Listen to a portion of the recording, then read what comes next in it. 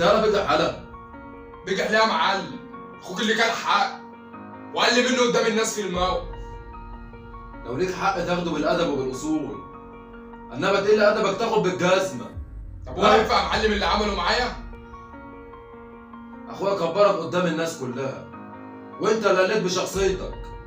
انا لولا العيش والملح انا جاي لك بيتك عشان خاطر العيش والملح اللي كلته مع اخوك، بس اخوك ما عملش بيه.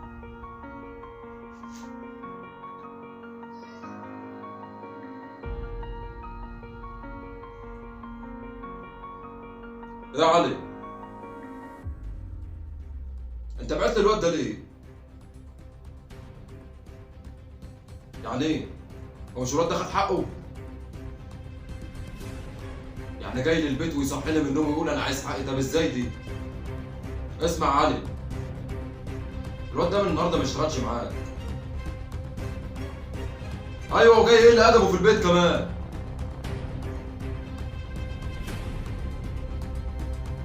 انا سمعت كل حاجه. لو تتكلم في الصح تديله حق. طب اقفل يا علي، اقفل اقفل اقفل لما تيجي بقى، اقفل. اسمع يالا، انا اخويا طول عمره سبته مسمع بالخير في الموقف. مش هيجي واحد زيك يعمل لنا حوار في قلب الموقف كله، وانت جيت عند بيت الضبع يبقى تاخد حقك تالت ومتلت. يا معلم اخوك كان حق اقسم بالله، وشغال معاه بقى لي شهر بيديني 50 جنيه تجيب بقى ما تجيبش علبه سجاير دلوقتي. انا قلت لك انت عند بيت الضبع، والحد كان حقك في حاجه ساعتها تبقى تقدر تتكلم.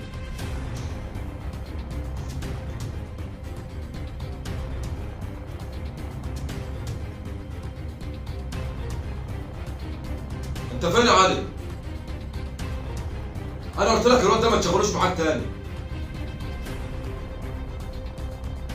تخلص شغلك وتجيلي. مفيش ساعة. خلص اللي في ايدك تعالى دلوقتي. انت ليك كام يالا؟ انا ليا 500 جنيه يا معلم. 500 جنيه على الجزمة، وال100 دي من عند الضبع عشان تعرف قيمة المرجلة. شكرين يا معلم. انت شغال معانا بقالك شهر، وزي ما دخلت بالمعروف تخرج بالمعروف، وما تتعلم المرجلة تبقى تيجي واحنا نشغلك معانا. يلا اتفضل بره. يلا. بس انت كده الكلام معاك خلصان يا اسطى، الكلام مع اخوك، واذا ما قل مني انا هقل منه.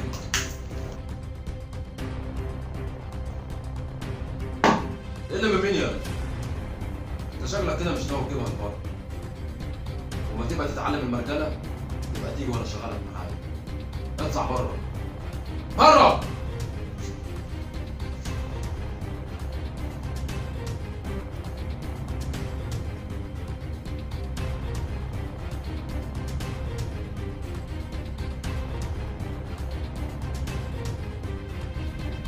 احنا ناس متربيين على الاصول وما بناكلش حق حد، وانا كنت شاريك بس انت اللي طلعت خايف. اطلع بره. بره.